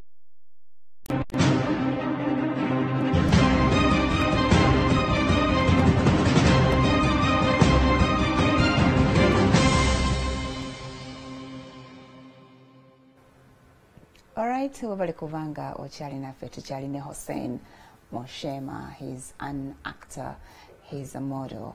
Era tuli wano tutegeera mbozi. By the way, balina movie empya brand new that is going to be launched tomorrow nga bojja okulaba. So you get to Balikowa. Gundi eyo hostel eyo yakutunda. Hostel eyo teyatutunda nnyo because people were already biased. Nga bannayuganda baagala bali abasookawo bawudoki tetwagala change. Nayuganda tayagala change. Tayagalira ddala change. Kati omwajjanga muli bapya naga bano batwagaza ki. Ate abasinga abavubuka bali mubali ba modo. Kati batwajjadde ba modo bebabazannya. Biki a lot of yes, naye at the end of the day if you try to collect cent we are getting a lot of money. Kweli? Yes. Because a man babasasula per shoot per episode. Kakati nze musu yali akola obusente mu campus and I used to get a lot of money in that hostel and I realized this is a change. Why am I in this place? I had to settle. Yeah. Put my craft together. Because I'm Bandabanga model, they had this whole cute boy irony. It's a syndrome. But was abavuka balungi. I think abategene tino I was a model.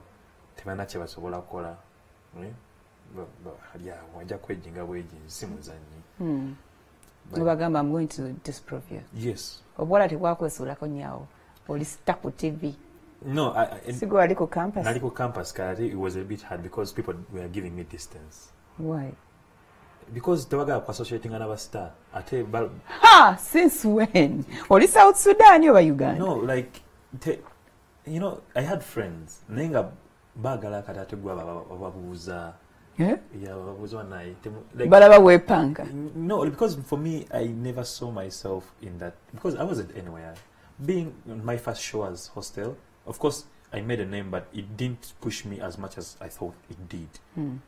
So there's no reason why I would have bragged because even modeling at that moment you didn't have to brag. Chile chokubera obezi ku screen chicha. Yeah. Wana ngatebujanga bukuronya. Oh, we are here to see. Let's call me Mosh. Mosh. Yeah. We are here to see Mosh. Nebuja ne bubenchinga. No. Nalimbera nyo neba kwano banga bavuka. They used to make me. Olabika face ya yali nkambwe ngetisa. Yeah. Ngabuti okusemberera. You were not very friendly. Yeah, very unapproachable. Though there are some girls who were really my good friends. To joking, we play, and I was very playful. Very playful. Omuntu atali approachable, asobola kuba playful. Yeah. To the people bamanyi. Yeah, we have comfort zones with certain people. Okay. Not everyone. Okay. Yeah. So bw'omaliriza hostel neta kupushinga nyonga bwali olowooza. Yeah. N'otandikirawa. So twawumulamu ebbanga lya almost a year. Kakati ba producer ba first track ne bampita ku set okwo nali njogera nnyo olulimi Oluganda. Gabagamba negwe, you boy, what is wrong with you? You need to start using English. You need to start using English so that you get used to the script. Yeah, like behind scenes, yeah. I used to speak too much Luganda, and then after a year they had this show Balikowa in the City. Balikowa in the City, show ya mu Luganda. It is a comedy show. How? Kakati. Nga ali playful ajja tukolera. Kakati already producer ye image yalina image yomuvuka abiko bulungi nenga munakyalo Kataala ngumuvuka ojja mutunulira omwegombe nenga ebitu byakola agambe so naturally sinti buli muntu ayina okuva mukyalo ayina okufaana na bubi oba ayina okubeera n'obuviiri ayina okubeera n'ekikiiki no zibampisa nga omuganda wagamba nti no osobola okujja muntu mukyalo kumujjamu ekyalo tusobola yes so kyabesingerako kunkasitinga nangamba waliwo sheno yiyo kewasooka gitya kiyinza ne swag wange n'okurunway kati ntandika nti okubeera Balikowa because I always liked to challenge myself with various things. In fact, I was excited lwakuba abantu benali nabo ba crew they didn't believe in me at first. Rumors went around artists, you know, there's this show they're filming called Balikowa in the City, Yamunachalo. Atanajikola, Mushema, Modo, or your guy. Tejavaye, Evajisule. I disproved them because I have a background. Kayunga, Kangurumira. Ginger, what? Where people didn't have shoes. People had jiggers, students. Ababananga, bajaneru monde nga breakfast. Gwengoletawo conflicts. No. Nzalali mu Kisulo. Naye abana badde. I had that environment around me as a kid. So I had to just bring it up for this drama. Nenchikomyawo, pulling off Balikowa character. Of course, I was mentored for that character by Kwezi Kaganda. Yampisa muko, nangamba kukola bwoti na bwoti. Character tena bio, so jiwe shape, jiwe this and that, jiwe that and that. So I was open. I did a lot of things. As the episodes went on, Kurunge Nyumira. I had mastered the character. Outfit. Yes. I was very free and I was very happy to do the character. Because right now, they're showing on another television, which is Bajaga. They like the show so much. And sometimes someone calls you Balikowa. And I did this show 3 years back. And I'm like, oh God. Because right now, because the characters nyingi. Oh God, I wish they see some other characters. Yeah, nenga bajagala nyo show. It is a comedy. Yalwako? Tiyalwako nyo because yali ku Spark TV. Ate Spark TV ebiseera ebyo nga yakajja. Teyali ku DSTV. Ate audience esinga ewunji eraba NTV yali ku gundi. Ate nga even online teyali ku Facebook. Tewetaga live. Okay. So audience yali ntona yategerako about the show. Balabanga bifaananyi, what is this? What is this? But right now they are watching it and I'm most likely to do season 2 for it. Okay. So there comes second chance. Yes. Neka second chance ngatanajja nafuna acting classes, acting coach, Kemiondo coach no nankwata muko. Never artists, never group of other actors. Charles, some to be acting, drama chief. They taught us screen acting, they taught us role playing, they taught us I've been to binge Faridabim acting. I didn't know. I was very happy to discover that I would be a very good actor through that lady. Very amazing. So second chance na kola auditions, screen testing NTV one. Nebatampita. Hey. Tebampita because balaba Balikowa I think nebanyumbira nnyo nebagamba ono omuzanyi tasobola kuzanya bulungi mu lugero. Tasobola kuzanya biri exotic. Balikowa. Asigaleyo mu Luganda. So I didn't get a chance to feature mu basooka second chance. Kati wali omukyala Nana Kagga. I was thinking of money. I know her. Yeah. Very jolly. Very jolly, amazing lady. She's a professional. She was here naandeka mu stitches. Hey, mukazi wa tabu nnyo oyo. Nampa chance okuzanya mu Reflections. New series. Tenafuma. It was shot even before Second Chance. Yeah, Kati, yes. Yeah, it was shot before Second Chance. Tenafuma. Yes. It is very, very epic, strong. Okuzanya ne Nana. You must know what you want. She's international. She's international. You reach on set, everything's there. Lights, cameras, what? Your job is to get your lines straight and your character. Put yourself together. Abakwambaza baja kubeerawo. Makeup baja kubeerawo in time. When it is 8 to roll. Not when it is 8, it is 1 to roll. No, it is 8 means 8 in the morning. I think yali akolagana n'abantu abasinga bakola ku radio, bano Andrew Chamagero, yakola ku TV, Malaika akola eri ku KFM, Kilio naye ali eri, ona ali eri. Bamanyi obudde. Naye nga bat schedulinga mu budde obutuufu. Tuzanya ne tumaliriza. So that is Chandaga level of professionalism that we have in certain people. Tuzanya tumaliza atenga funa schedule za njawulo. Of course, Kati, our Nokuzuno, people have to learn to do these things. Because Kati, we are not there. We are going somewhere right now in the film business. We're failure, Guanamanya. So if Rumaji Reflections. I don't know that. Nana Jakuwa to Atubuya. Okay, so about Yao, second chance. Yao, second chance. Already Nico said here, tukola rehearsals, really intense. Second chance ne bankubira simu Madam Zina. Nankubira simu. Nangamba Hossein. Am I speaking to you? Yes. Already nali mumanyi because nali mbamba zizaako engoye through my stylist. Nembatwalira engoye Entebbe ku set. After a few days I was called. Nengamba olugoye namatwalidde tulaba tuuse kiki. She tells me there's a character I want you to do in Second Chance. I was like, hello, you're speaking to Hossein. No matter what chance in the beginning, are you sure you want me? Like, yes, we want you. Do you have time? How's your schedule like? I was like, I can juggle. I can see how to do it, but I can't promise. Because I'm working on something else. I can't divide attention. Well, I just give it a shot and see. Go to Entebbe and talk to the director. Name Gandengenda Entebbe, or Lake Heights, I spoke to the director. I wasn't ready, meanwhile, to shoot that day. But they had scenes to shoot for that character. So Nemugamba director character Chijoyagala Ankole. Nangamba Andrew. Am I changing the name? No. You're continuing as Andrew Massa.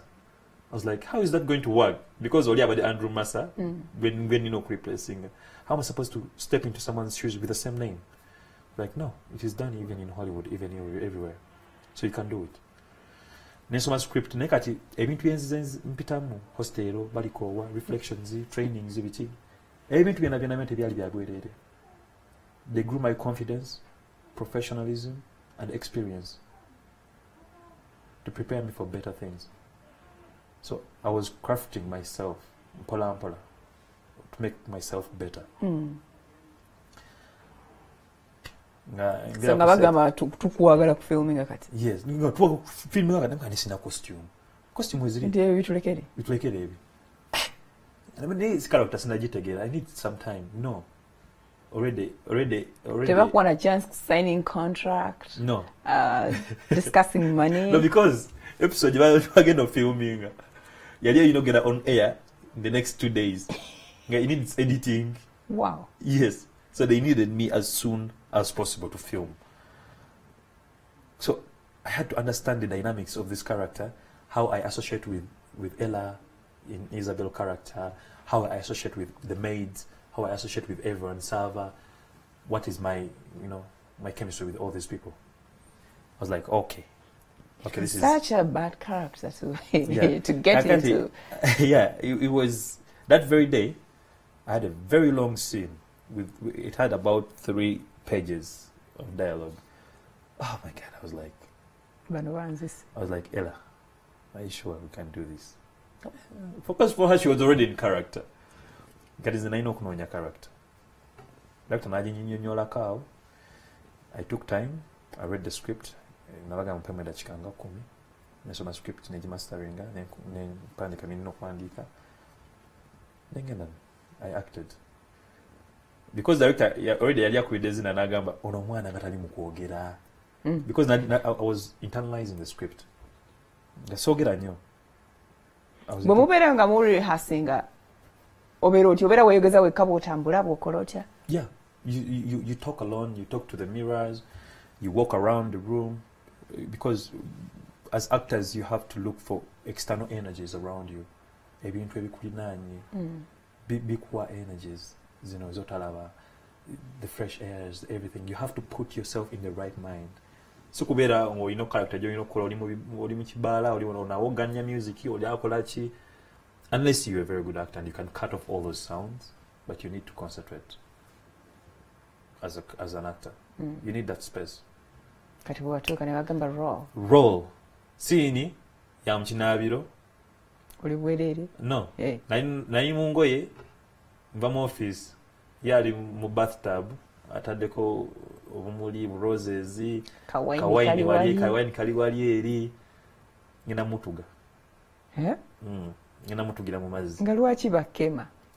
That is my first scene meanwhile. On that set I was like ku muwala omulungi omuyitirivu. Tunyumyawo nemubuli because I was jealous because at the moment when I came into Second Chance, that was episode 48. Character yali evudde mu bya love. Wede atandise okuwulira ennugu oba atandise okulwanagana n'abantu. Ne mukazi we atandise obutamufiiringa. Wazze sava afuuse ekizibu. Kakati ze bintu nga sibimanyi bulungi nnyo. But I had to put the backstory in my mind. My first scene okutuga Ella. Oh God, I was like, yes. Why would I do this? Yes, I had to dip her in the water with my hand. But she's an amazing actress. She was open to all these things. She would go an extra mile. If it means a slap, she would tell me, slap me. I was like, no, sija kukubarui. But there's some actresses. Ella was. Kati nga luno olwiro tulabi balukubira ddala. Olwo balunkubira ddala. Nga tategedde. No. Bwe kyalina oku. Normally, because it's a nimweru. So muteke yokusatu oluba luyinza okumyuka. Lwaki tebasobola kweditinga ne batwala tteeka ey'emu? Nedda. Sometimes oyinza okutaba perfect. Oyinza okuba nga yakubye ku kitame eno ate nga abadde alina kukuba eno. So kati mwakola ogambye takes zaali 3. Ezo zaali 2. Zaali 2. Zaali 2 ez'oluyi okufuna olwoluyi. That's why tulavuga bulungi lwakuba nalulabanga lujja n'olwetegula. Yes, she was going to slap me very strongly. But sometimes it's not advisable to slap because it takes out of character. Unless nga much preparing nze nemugamba nti nonkuba oluyi lwaddala. Naye nga oluusi batekamu sound effect. So day one went how? It was too much work because even that scene that is playing right now on TV, that was my day one. That very spot, I had 4 scenes shot there at a very high speed, and I had all the dialogue. That was Friday. I remember the day. Then I told the director, I'm done. Let me prepare for this character well over the weekend. On Monday, I'll be very fresh. Look at the next set, Nana. So there are 2 characters, Mackenzie and Nga completely different. These are completely different characters. When you're acting as a very main guy, one on Second Chance. Eringo acting as what? Mackenzie is a very loving guy. So which of the 2 are you in real life? You're not sure. I'm not sure. Because when now you have a second chance, why would I do this thing? Why would I even act like this? But I realized, I was watching and I was like, there's a scene I was watching when I'm slapping Ella. I was like, oh my God, I will never do this. Kati amawulire ne gatandika ne gagamba you loved Ella. Yeah, gagamba, of course, because the way I was acting looked really like I was really jealous and I loved her so much. Naye nga tegagamba kwoli Andrea kusookawo. Because I think I overshadowed the character. Because era baswa ne banvuma. Abantu ku Facebook. NTV mukyusiza abantu bangi kati muleso ono modo era kuba modo wa Spark TV bichi it was too much. It was too much. I had faced a lot since then. I professional already modeling. I faced a lot of insults. That was nothing. Insults don't because they do not know me. They do not know my capabilities. Before they know it, 1 week down the road, 3 episodes showed on air, they already loved the character, the way I was delivering it. Because the fact that people were hating me, the more... You said, I'm going to disprove you. Yes, and I liked it, the fact that they were hating me because I was doing the right job for the character. Because if they didn't hate me, there was something wrong. So I had to make sure they hate me so much. Okay. So that's why I think why they said I think I was in a relationship with Ella or something like that. Yeah. Okay, so second chance, you went up to the end, right? Yes, I went up to the end. More episode, I think 99, 98 around there. Ugezigezi lwakuttisa. Ugezigezi lwanzitisa. Asoka nagwa ddalu nze gola mu second chance. Naye character eyo. Bw'omala kuzanya character naddala enzibu eri completely different from who you really are in real life. Tosigazaamu obwo obuntu obwo. In real life you tobu developing. No, ate olina okukyejjamu olina okukyeyigiriza nti no gwe nga actor tolina ku affecting abantu balala abali mu bulamu bwo, especially your fiancé, your mother, your family, your friends, because sometimes we snap. Maybe something. We have those triggers. Naturally, we have those triggers because sometimes obera kusete chovalaba nze obera ngani production newala nnyo kubeera n'abantu abanjagala ennyo. Yes, because I do not want to show that character. Yeah, because you have to train. You train to step away from that character when you're offset. Olina okukyeyigiriza bw'otokyeyigiriza mwattu nno kikuaffecting omulamu obwa ddala. I've seen people go for therapy to remove these kind of characters from them. Insults, kunyiga, kusamba abantu. Kati byetaaga kulwawo. Era wokimaliriza bw'oti funamu ka holiday somewhere.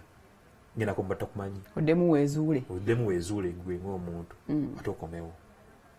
Ate mwe ba actors mutera okwagala ba actors banamu. Asina gyendaga by the way. Oba the closeness gye mba nabo oluusi mwesanga nga ekwatiddeyo ddala. Well, yeah, sometimes because tuli bantu. Ate we spend most of the time with them. Because osobola okola project nga nimbeera ku set for almost 2 years. Nga muli ku set. Okera kumakya gwe muli main cast mwenna. Okera kumakya saawa 12. Oli ku set bakukinye gyobeera ogenze ku set saa 12 omuvudde saa 6 gwa kiro agenze bibi nawe ogenze bibi okoye tukawebaka. You don't have time for everybody else. You don't have time for everybody else. Kumacha this same person is in your face all day long, and then before you know it someone is quarreling. Kakati tokyampa budde, kakati tokyakola oye weka kakati oli kusanya, kakati kintu kyakifaako kati ate jukide ndo bakulaga ku TV you're so intimate.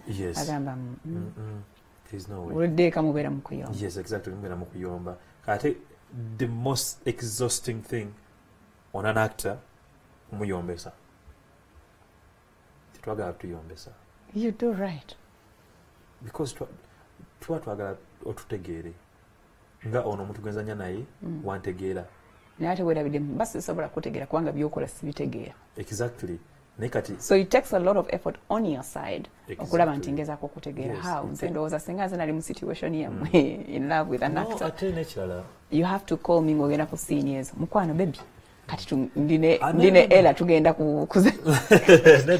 Manye nti oli naye but you're remembering. Yeah, no, of course mwogera sometimes kusete ofunamu ka time nomutextinga ku message, oh, are you okay? Are you fine? ndi kuswet nange ndi bulungi naye atenga of course scenes ngezo you prepare your partner in case you're going to do the scene mugamba Farid munange nakubeera nga nakasini kano swet kakwise bubi. Have you ever lost a relationship because of such? A lot. Kweli? Yeah, I've lost friends, I've lost relationships. Yeah, I've lost a lot of them because bawate bantegeera ng'ogambe nti n'omuntu ono maana set a long period of time, you end up like talking to them personally about your personal things because nga mumaliriza shoot. It's because kati nganze ne Ella twatulanga ne tunyumyanga about our personal lives, you know. We get involved. You became friends. We became friends, you know, friends that really took care of each other.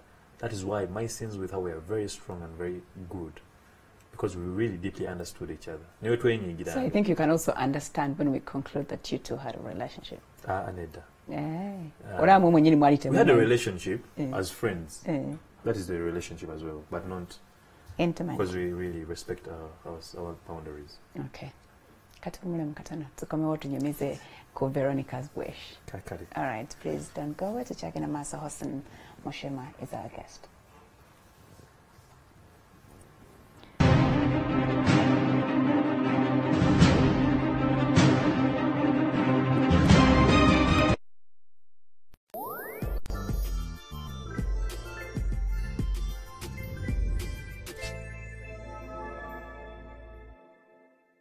Na Habo mouthwash endwadde z'amannyo zansumbuwanga nnyo mu biseera ebyo naye okuva omusawo mu kugulu eyandagirira eddagala ly'amannyo erya Nana Habo mouthwash kati amannyo gange kalaso aliyeetaaze lisange mu supermarket ne famasi zonna.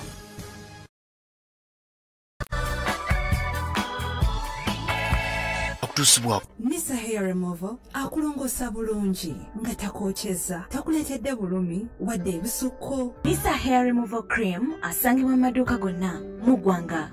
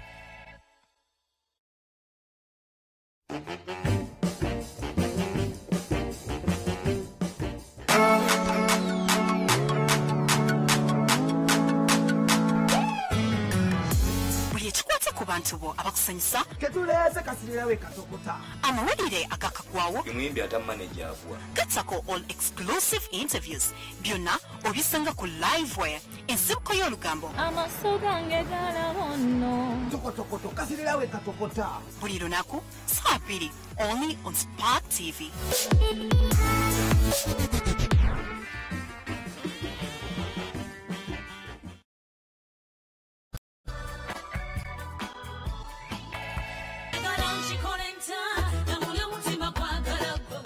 Nyumirizamu era mwe bali tukula #1 music show.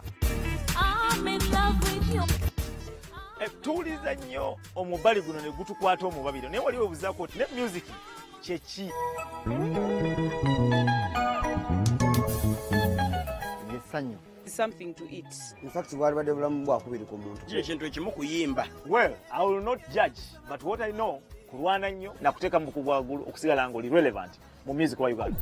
Beef takyali beneficial mu Uganda. Wana Uganda wosanga omuyimbi yakayimba ennyimba 2 ng'avuma kamiliyoni. Nze nkimanya mpalana oyo mpalana. Music olina okuteekamu ennyo. Naye nze nkitwala nti birimu n'omukisa. Buli kibi bakiteeka ku mulimu gwaffe so si kyangu.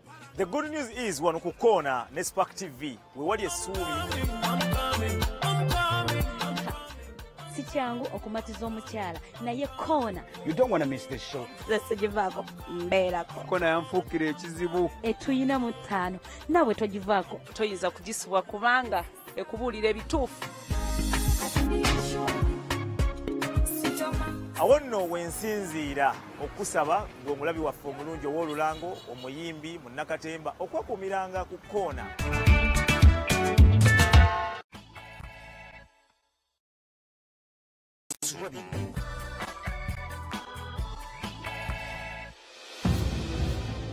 Omanya amateeka bamulekwa abakadde babonaabona nnyo olw'ebintu bino okutiisibwatiisibwa n'agamba gwe entamu yo olwaleero evuumikibwa obulagajjavu okussaako obuli bw'enguzi waliwo akalumanywera tukuleetedde pulogulaamu etuumiddwa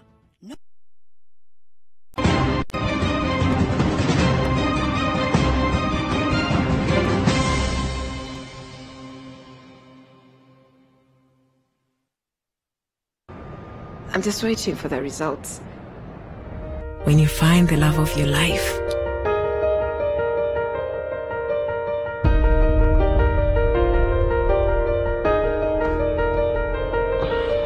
with dreams and a future laid out.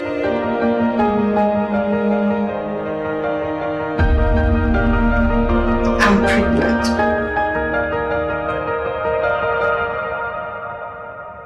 But that's not the reality.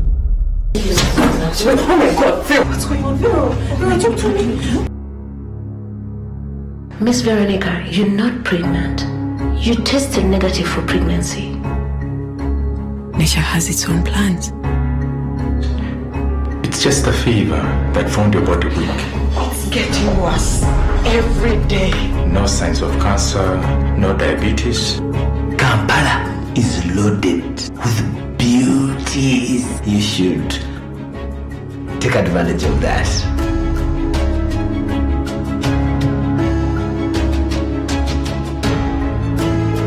I'll do much if I don't know what to treat. And whose job is that? I just need something. I just need information. Just something.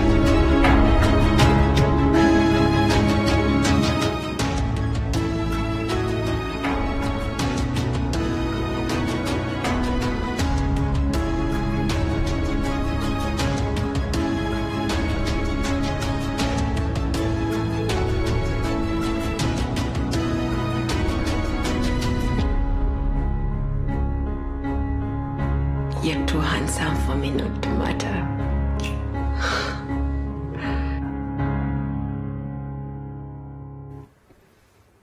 Okay, that is a trailer for something new coming up. It's a movie called Veronica's Wish, and our guest Moshema is one of the lead actors. Tell us about Veronica. Veronica's Wish. Veronica's Wish. Veronica's Wish is a movie we are premiering tomorrow at Serena Hotel. Veronica's Wish is a movie that is going to make history in the Ugandan business of film. How? Because it was acted by you? No. Or the story is so beautiful The story is that we can't amazing. forget about it. It's a story that you will never forget.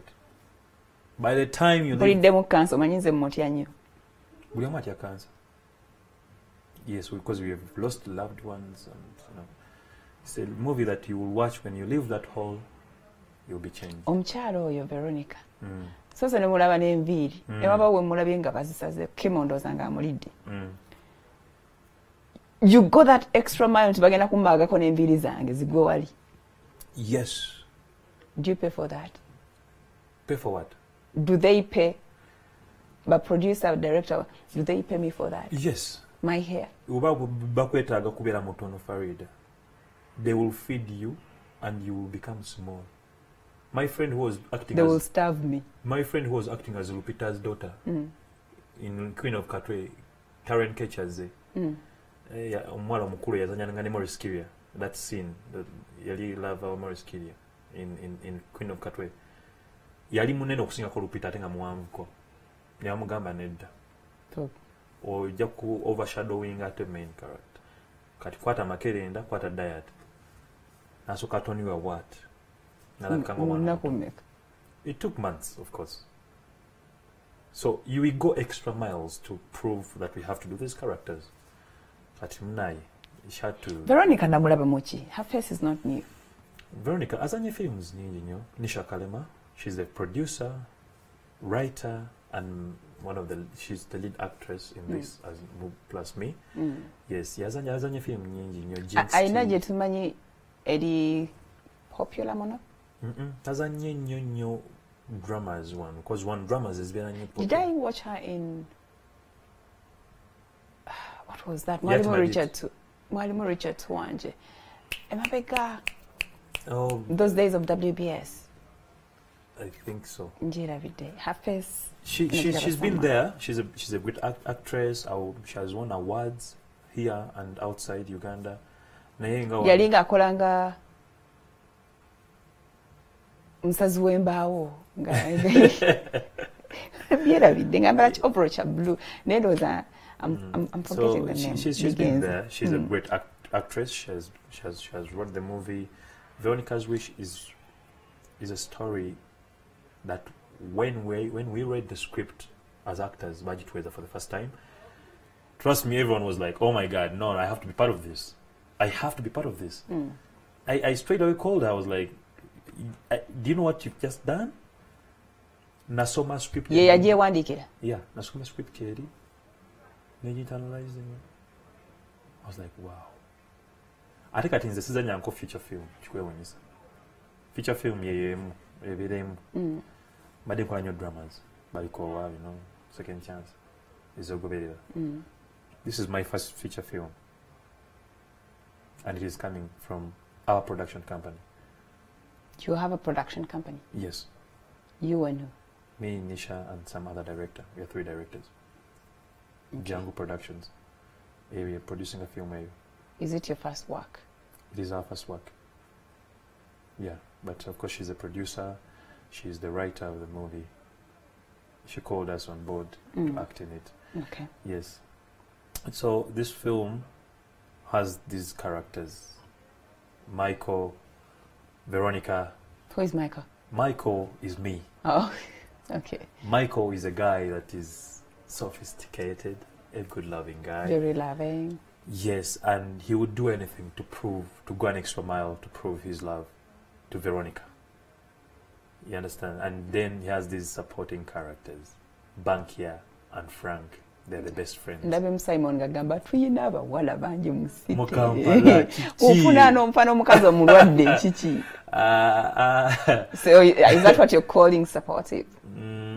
Nedda, supporting in the way that we baba wandika script bateka abawanirira aba mains whereby stories are zirwaningira kubbo our lives. Okay, that is Simon, Labio Malaika. Yes, Malaika. N'abazanyi bangi nnyo bambi abalimu abazanya ba doctors, ba Hamza, Giant Maru, a lot of great actors are in it.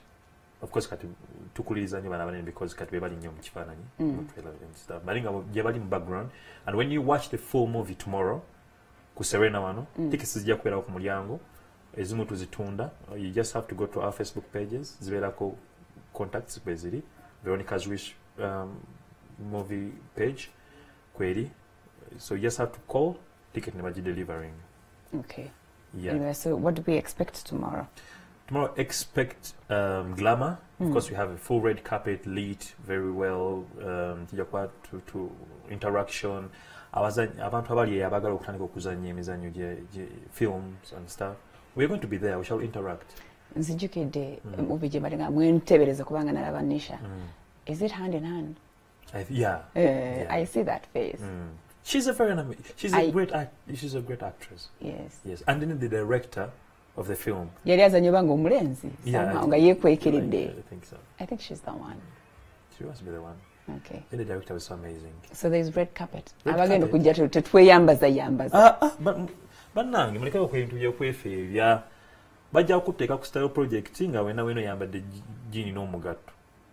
kino kintu kyammwe. Let's show Nigerians, people out there, you know, naffe Uganda tubeera ne film industry premiere. And it is a film premiere whereby twina red carpet, twina abanene abajja, twina abantu bangi abanene abajja. We have to embrace our own. When we do not do this, trust me, we shall still support other people out there. Nollywood. And forget about our own. Okay. Yeah. Okay. Are you otunulidde okugenda beyond Uganda in this acting thing? Yeah, I have plans for working with some producers outside Uganda. That is Nollywood? Bollywood. Ante ogenda nenge nzanya yo si yabo. Yabo kana fenge olaba kati fenge tuzanyamu tuzanya ngeri ya kizungu. Hollywood style. Si ngeri ba Nigeria je bazanya. Because of Nigeria wakanulira eriso bwati. Nja kola bukozi bwente. Nja chuka bukozi bwente. And I still make a statement. So inzanya yafe ya njawulo. That means now at ogende eri. Unyo ku endinga party ngozanye ngabbo. Ngogenda mu Hollywood. Nollywood rather. Yeah, but my goal is to go to Hollywood. Yes. Have you tried? Or you're waiting for somebody to I'm waiting for give you an opportunity? Ngo oliyo Shakespeare boya. No, I'm waiting for No, right now about agents were already online. People are watching. This project is Fulma. Veronica's Wish is a big project to us. We're going to use it to sensitize a lot of people out there. So you're sensitizing about? No, I won't say. Cancer. Farid. But yeah, it's a cancer project. Engage your hospice. Yeah, engage your hospice. In my real life, I've lost a lot of people. Never anti-banga cancer. Oh. Kakati. Cancer. I understand what this disease is. By the time I was acting this movie, the feelings were coming from a true place. I met everything. When you need a character, Michael, from Andrew. From Andrew Massa. Second chance. Trust me, you would like Michael, you would not like Andrew Massa. There is totally a very different level. Now, when nakubuliza, so who exactly are you? Kubyombi? Kubyombi. Ndi wakati. I'm not perfect. Okay. So you, Manyinte in a movie, Veronica's Wish has been nominated? Yes. It has been nominated in the Uganda Film Festival. It has 12 nominations. Before it even airs? Yes, because submissions is equally well before. To submitting a web before. Yes. So by viewing, so what happens, because they have a jury that goes through all these things. Yes, so we got 12 nominations. Wow. And yeah, and congratulations to the team, Veronica's Wish. We are yet to see why this movie was nominated tomorrow. Why was Veronica's Wish getting 12 nominations? Best cinematography, best costuming, best sound, best actress, best actor, best supporting actor, best supporting actresses. Categories on a single one. Okay. Yes, and congratulations to the team. We wish you all the best. Encha Sentemeka. Encha ordinary emitwalo 5. VIP emitwalo 10. Ordinary faba tabira na drinks ku table. Zafa tutumya ba waitresses. Alright, ozokola ba film ku Oyina okuba muna kasente. So that I'm saying. 15. No ngama nkugulira. I buy for you. Wajja kubeera behind the scenes. Anedda, nja kubeerawo nga ntudde era anayagala okugera nange tujja kubeerawo nga tunyumya neba nabazanya waliwo abaana bakutextingira njagala kuzanya nja kuzanya. These are some of the places you should find these people. Abawandiisi ba firimu, abazanyi ba firimu, ba Maria Mundagire baani, ba Segawa, bano bagenda kubeerayo. This is an opportunity to meet a lot of legends. We really respect them. Okay, 5 ku 10. Emitwalo 5 ordinary, emitwalo 10 VIP. Ngofuna akatebe ko wali eri ku table. Okay. Yes. So you call a statement. Come dressed to perfection. Come dressed to perfection, because abamu wajja gamba zina ngoye zigenda kweteekamu ojja kujanga bw'oyagala because at the end of the day twagala olabe film. Naye bakuba akafaananyi n'ofuuka emboozi, we are not to blame. Yeah, we are not to blame, exactly, because it's a red carpet event. A red carpet ennaku zino muzitute ku level ndala. Mugenda mukula mu tulina okukola mu film and bitambulira bibiri. Yes. Naye kakati nga tunaatera ogende gwe bijja wano oli okete oli mufumbo toli mufumbo, you are attached. Abaana bambuuza obudde not my words. Yeah, I have someone, of course. I'm seeing. Yeah. Naye actress brother? No, she's not an actress. You don't want her to? I just ayagala bintu byakumulabisa. So it is, ayagala kubeera mu background. And she will not even come to the premiere. Abaana bajja kwesowolayo beerabise. Agira yeekuumira mu background nkoki okumakinga territory. Awulira era akaseera bamugamba nja kukulaba, nze nja kukulaba, nja kubeera ne bambega bange. Like she is really down to earth. Tayaganya bintu bya. So kati omusaving otya mu bino ebya closing sa other relationship roles as well. Yeah, well, she has to understand that she liked me because oba ye wamulabulirawo. You have to be open at the end of the day if you really need someone. N'omubulya kichokola. Omubulya kichokola n'abeera comfortable nakyo. Atali comfortable nakyo and you still want to move on with your life or with your job, you have to choose. You have to choose. Nenga, of course, see, it's not easy because we are actors. We do. It is not scenes. easy. What dating people like you? It is easy because in zingo muntu say abamubuzibu. Nange siwera bamu. Ne waliwo bajja okubonda bamu. Yeah, no, like because of mvuka mulungi, mvuka modo, mvuka actor, byempulira. So even the abantu baba bawulira, of course, ingambo ki. Ne kakati omukyala wo boyagala ina kuba muntera kuba picky, right? Picky? Yeah. You'll be shocked. Because me, completely opposite of I you. like character. I judge character a lot. Beauty mbadde mbawala abalungi. I've seen them. They are there. So character chikaji. Character omuntu nga akuziddwa mu mbeera etegeera nzikaka maturity matters. Simuntu alowooza mabaala all the time. Of course it's not bad to think about going out, but limitations is, kubanga nze njagala omuntu nange ananerabiza set.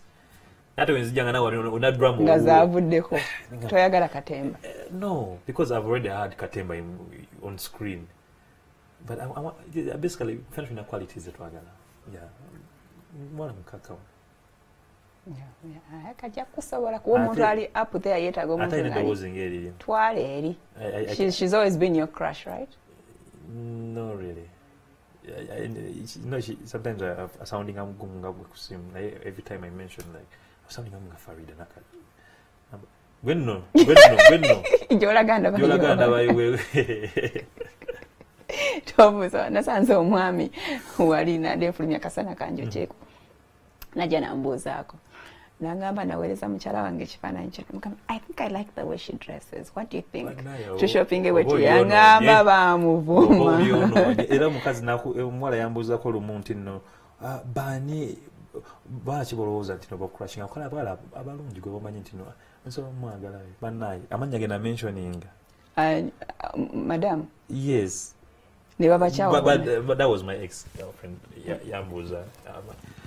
And making it worse, ngena no chogera. And at the end of the day, I work with this person. I didn't know I would work with this person.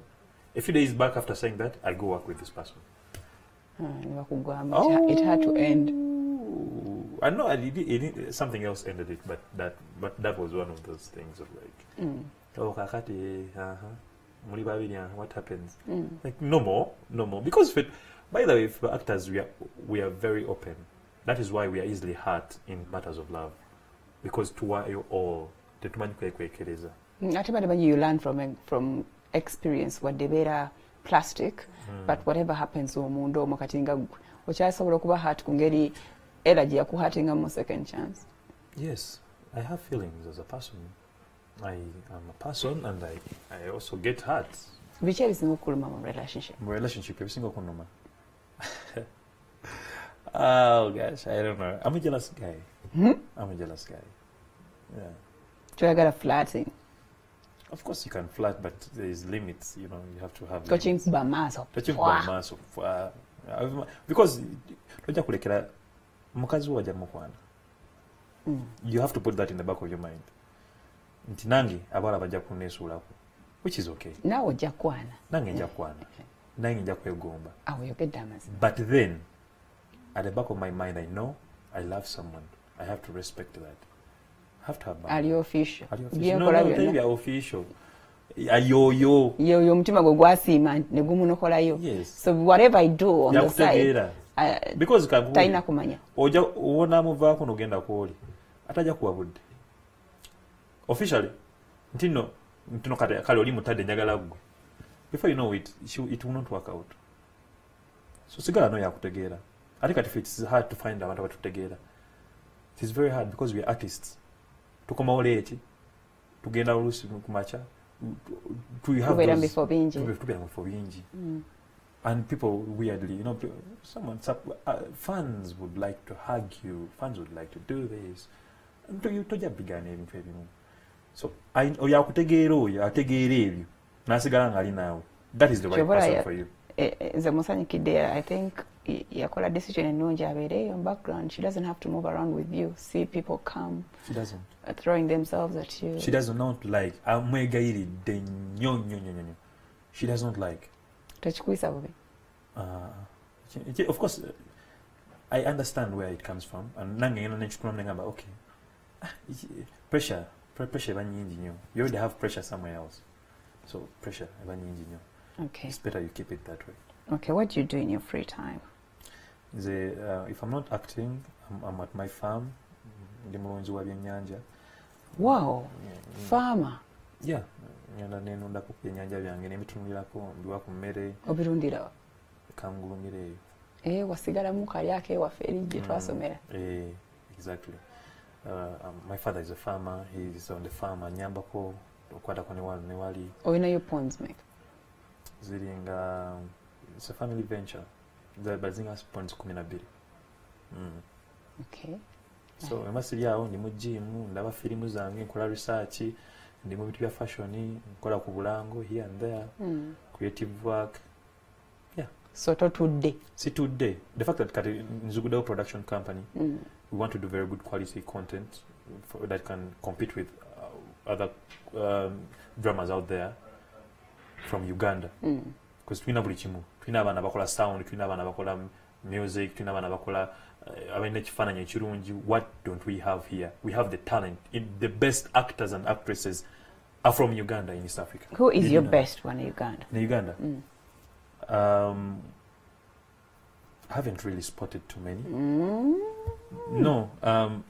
Kyanjawulo nnyo okubeera best n'okubeera inspired. Kale ani okay, who inspires you? Ani amwana acting anogamba? Omwana ngamule. She got it. Because what were agents, of course, bali Abe Muchibi, Patrico, bakoze projects enene. Recently I was having a conversation with Abe Muchibi. He was telling me about projects that was an experience here. It was amazing. I liked the interaction. I interact a lot with the legends, by the way. Nayenga, I was an Evangelio. Just in Uganda here, I haven't seen people prove, but there is Michael Awuyo. He's a very good actor. Michael Awuyo is a very good actor. There is Farouk Motebi, all over Patrick Nkaka. Amanya manji nyo. Never seen many nenga abana bazi. Yabali abana balina quality. Yokuzanya. Nemoris Kiwa is a very good actor. I know something about him. Rapana, I think over the tabu one you acting. Yeah, twina abana. Tubalina. Yabali abazanyi balungi. Okay. Yeah. Better Gakuera exposed, so you guys are going to come up with so many more. Yeah, we're going to come out with a lot of dramas, we want to give chance. We want to show these people tino nafe tulina waka wa. Because karate twade tetwina okuteka waka. Neka tufunye to take a work at least. Even if the pay is not that big, but we have somewhere where we can throw something to be watched by the world. That is the most important thing. Because nemu ebikola, nemu bitulira, tebibagasa. Mukanyagamba kati nze people didn't know me, most of them, because be airing up NTV. And when NTV is done, archives. Okay. Kale Hussein, thank you so much for sharing. I wish you the best tomorrow. Thank you so much, Farida, for hosting me. You're welcome. I really appreciate. You're welcome. It's been an honor to have me on your show. Always. Okay. You watch Mwasentia? A lot. Which is your favorite day? Friday. Okay. Kale katugende bane mwibale nnyo. Have a beautiful weekend. Katubalekere another trailer of the movie that is going to premiere tomorrow wano ku Kampala Serena. Bakugambe it's 50,000 ordinary and 10,000. 100,000.